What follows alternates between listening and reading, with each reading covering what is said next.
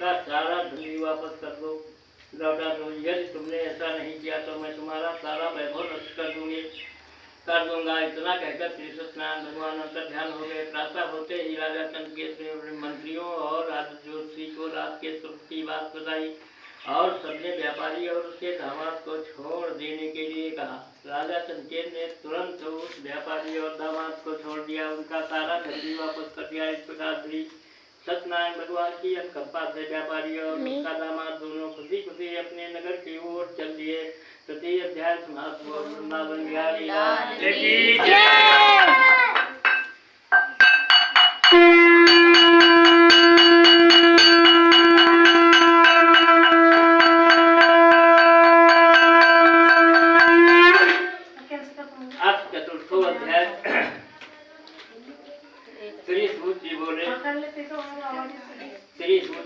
व्यापारी ने अपने दामाद के साथ शुभ मुहूर्त में नावों द्वारा रत्नसारपुर से प्रस्थान किया।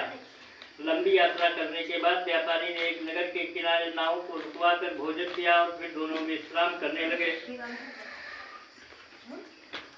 तभी श्री सत्यनारायण भगवान साधु के रूप में व्यापारी के पास पहुंचे और पूछा, हे बड़ी तेरी नाव में क्या सामान लगा हुआ है? व्यापारी ने मन ही मन सोचा, दंडी साधु अवश्य ही कुछ मांगने की इच्छा से सामान के बारे में पूछ रहा है। ये सोचकर व्यापारी ने झूठ बोला, है दंडी स्वामी, मेरी नाव में तो बेल और पत्ते भरे हुए हैं।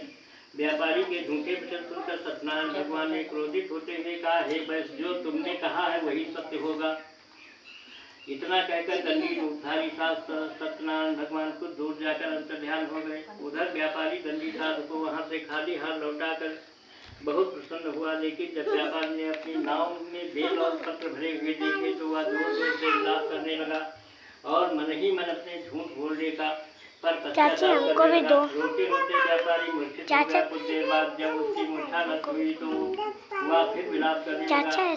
तब उसके दामाद ने कहा, पिछला मत बोलिए, यह सब दंडी साधु के साथ के कारण हुआ है। ऐसा वही दंडी साधु हमें इस विपत्ति से छुटकारा दिला सकते हैं। दामाद के वचन सुनकर व्यापारी दंडी साधु की तलाश में चल दिया। कुछ देर ढूंढने पर उसे एक वृक्ष के नीचे दंडी साधु के रूप में सत्यनारायण भगवान मिल गए। व्यापारी ने दंडी साधु के चरणों में गिरकर झूठ बोलने की क्षमा मांगी। दंडी साधु सत्यनारायण भगवान बोले, हे बड़ी पुत्र, तूने बार बार सत्यनारायण भगवान अर्थात मेरी पूजा और कथा करने के लिए कहा, लेकिन कभी नहीं की। व्यापारी ने तब हाथ जोड़कर कहा, हे भगवान, आप तो कष्ट दूर करने वाले हैं, सबकी मनोकामनाएं पूरी करते हैं। मेरी इस गलती को क्षमा करें। आपके स्वरूप को तो ब्रह्मा भी नहीं जान पाते, फिर भला मैं अज्ञानी कैसे आपकी लीला को समझ पाता हूँ।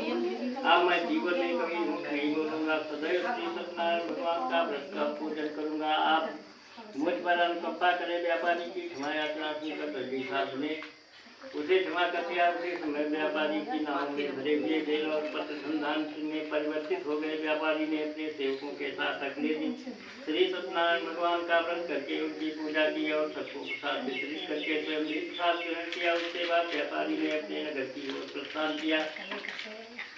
अपने घर नगर में पहुंचकर व्यापारी ने एक सेवक को अपने घर भेजा। सेवक ने उसके घर पहुंचकर लीलावती को सूचित किया।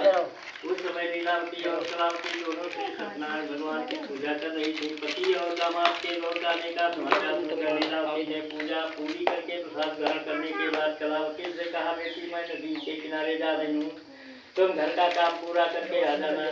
कहकर लीलावती नदी की ओर चल पड़ी, परंतु कलावती पति से मिलने की खुशी में प्रसाद ग्रहण किए बिना ही घर से निकलकर नदी किनारे जा पहुंची। उसके प्रसाद ग्रहण न करने के कारण सत्यनारायण भगवान क्रोधित हो उठे और उन्होंने व्यापारी की नाव को नदी में डुबो दिया। अपने पति को वहां न देखकर कलावती ने जोर जोर से विलाप करना शुरू कर दिया। तब व्यापारी ने कहा, पुत्री, अवश्य तुमसे कोई भूल हो गई है। उस भूल के कारण श्री सत्यनारायण भगवान ने तुझे ये दंड दिया है। तब व्यापारी ने सत्यनारायण भगवान से प्रार्थना की, हे भगवान, मेरे परिवार के किसी स्त्री से कोई भूल हुई हो तो उसे अवश्य क्षमा कर देना। तभी आकाशवाणी हुई, है बड़ी पुत्र, तेरी कन्या मेरा प्रसाद ग्रहण किए बिना ही चली आई है। यदि आप घर पहुंचकर तेरी कन्या प्रसाद ग्रहण करके वापस आए तो उसके पति के दर्शन होंगे और दूसरी नावें भी जल के ऊपर आ सकेंगी। कलावती ने वैसा ही किया। उसके प्रसाद ग्रहण करके वापस लौट रहे पन्ना में जल के ऊपर आ गई। दामाद भी सुरक्षित नदी से निकल आया। घर लौट कर व्यापारी ने अपने परिवार और बंधु बांधवों के साथ मिलकर के विधान के अनुसार श्री सत्यनारायण भगवान की पूजा की।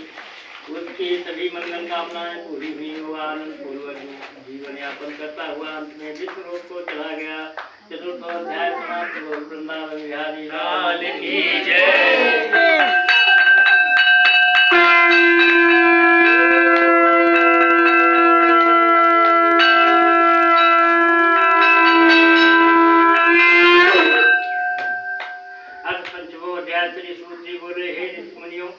मैं और भी एक कथा सुनाता हूँ। कौशलपुर में एक तुंगभद्र नाम का राजा था। उसकी प्रजा उसकी छाया में आनंद पूर्वक रह रही थी। राजा तुंगभद्र अपनी प्रजा के प्रति सुख दुख का बहुत ध्यान रखता था, लेकिन एक बार उसने भी सत्यनारायण भगवान का प्रसाद ग्रहण नहीं किया। तब सभी को चिंताओं से मुक्त करके धन संपत्ति से भंडार भरकर प्राणियों को सभी प्रकार के सुख देने वाले श्री सत्यनारायण भगवान ने राजा को प्रसाद ग्रहण न करने का दंड दिया। एक दिन राजा तुंगभद्र जंगल में हिंसक पशुओं का शिकार करने निकला था। तेजी से घोड़ा दौड़ाकर शिकार पीछा करते हुए वह अपने सैनिकों से अलग हो गया और देर तक हिंसक जानवरों का शिकार किया था। कुछ देर विश्राम करने की इच्छा से वह एक बड़े वृक्ष के नीचे जाकर बैठ गया। सभी भी कुछ चरवाहे सत्यनारायण भगवान की पूजा कर रहे थे। राजा ने अपने पास से गुजरते हुए सत्यनारायण भगवान को नमस्कार नहीं किया। चरवाहों ने राजा को पूजा के बाद प्रसाद दिया तो राजा ने उन्हें छोटे लोग समझकर प्रसाद ग्रहण नहीं किया और घोड़े पर सवार हो अपने नगर की ओर चल दिया। राजा जब तक नगर में पहुंचा तो देखा कि उसका सारा वैभव था धन संपत्ति आदि नष्ट हो गया है। श्री सत्यनारायण भगवान के प्रकोप से राजा निर्धन हो गया था। तब रात व्यक्ति ने राजा से कहा, महाराजा आपसे अवश्य कोई भूल हुई है। अगर आप उस भूल का प्रायश्चित कर ले तो सब कुछ पहले जैसा हो जाएगा। राजा को तुरंत अपनी भूल का स्मरण हुआ तथा मंदिर में जाकर राजा ने श्री सत्यनारायण भगवान से क्षमा मांगी और उनकी पूजा के बाद प्रसाद ग्रहण करने से श्री सत्यनारायण भगवान की अनुकंपा से चमत्कार हुआ।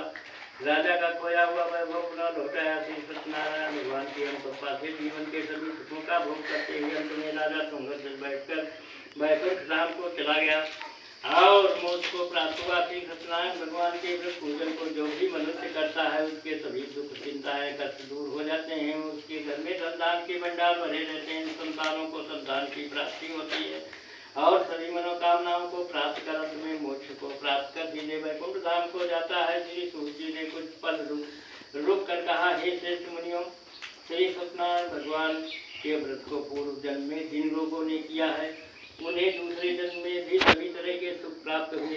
व्रत सदानंद ब्राह्मण ने पूर्व जन्म में सत्यनारायण का विधिवत व्रत किया तो दूसरे जन्म में सुदामा के रूप में भगवान की पूजा करते हुए अंत में मोक्ष को प्राप्त वैकुंठ धाम को चला गया।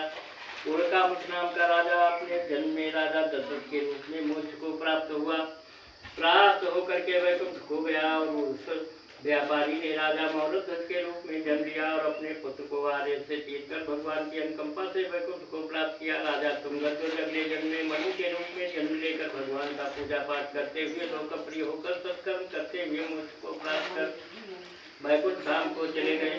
हे ऋषियों, श्री सत्यनारायण भगवान का व्रत और पूजन मनुष्य को सभी चिंताओं से मुक्त करके धन संपत्ति के भंडार भरकर अंत में जन्म जन्मांतर के चक्रव्यूह से मुक्ति दिलाकर मोक्ष प्रदान करता है। इस पंचमों अध्याय महापुरुष वृंदावन बिहारी लाल की जय।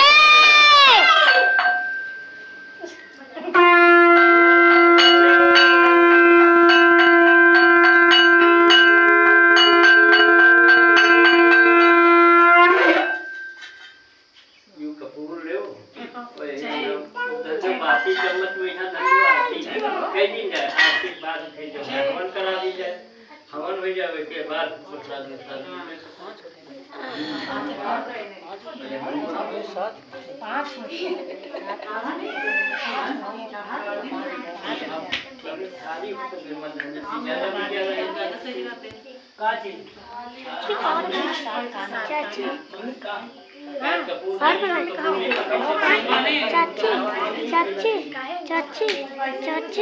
चाची और बनाए देखो यार, दोनों थालियां देखो यार, और अभी आरती का तो फिर अब काट